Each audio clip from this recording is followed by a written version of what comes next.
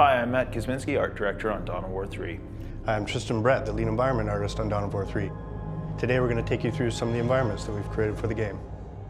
Cyprus Ultima is our medieval world that expresses the sort of way of life or the style of life that people in the 41st millennium experience. There's also a number of little details that we did as well. There's little nooks and crannies of things and stuff in the non-playable spaces that kind of draw your eye a little bit, not too much that it competes with gameplay, but enough that you sort of see little corners of the map that make you go, oh, that's cool, that's neat, I want to know more about that, what's going on there. And so that was a big part of making maps that people wanted to come back to over and over again. The natural rock sets were designed in a way that the artists had a lot of freedom to create some unique rock formations. The walls and structures were designed to in a modular way so they could tile vertically and horizontally to allow us to create a lot of different unique layouts. Gave the designers a lot of freedom to create a variety of spaces. The whole intent around Cage World was to create something very alien and very disorienting. And also, for me, I wanted to do something that players had never really seen in a Dawn of War game before, something very, very unique. Derived from the idea that you could build a world out of sort of interconnecting blocks of almost living metal, so to speak. The desire to revisit the worlds was something that was really important to me, and it was something that I put to as a challenge to the environment team.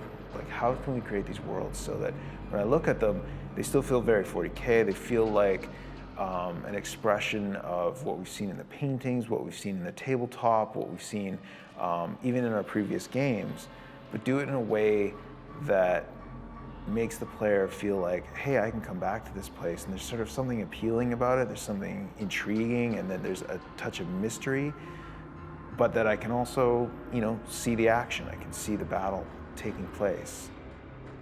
So Starfort, it's a rather new tile set in the Dawn of War franchise with some of our technology, with Alpha Terrain, basically unstrapped us from the ground and let us do something that, in space or in low orbit. And the architecture is sort of a nod to the Gothic kind of grimdark direction, but it's also sort of fresh in that it's a giant space station or a giant war machine that you're playing on.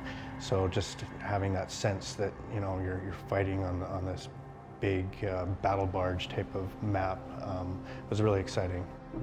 The sheer scale of them and the size of the weaponry on display on them, they are the sort of ultimate expression of Imperium technology.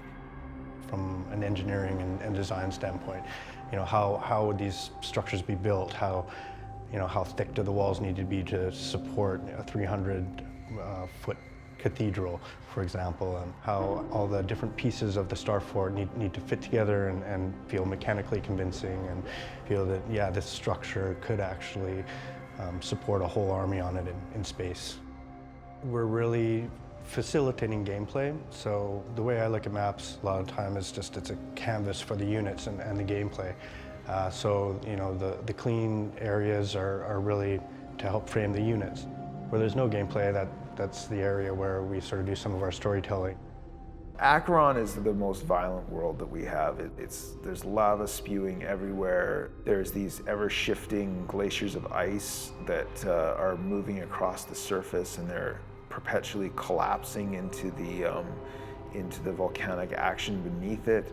But we wanted something that had an element of beauty to it. That was, when I look at it, I'm like, wow, that looks really, really cool. I don't want to go on a vacation there, but there's something neat about escaping into that world, and that was part of the challenge. And part of it was creating those color palettes that would invite you in.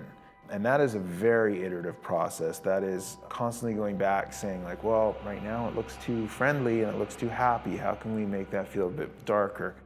As a player, I find myself trying to parse out the details and try to parse out what was gameplay and what was just visual noise and what was just, decoration in the maps. So a lot of it was okay, hold on, let's think about what we really need to convey this world, to frame the action and take people to someplace really interesting and cool. So there you have it, some of the environments you're going to be seeing in Dawn of War 3. Thanks for watching, and I can't wait for you guys to play the game.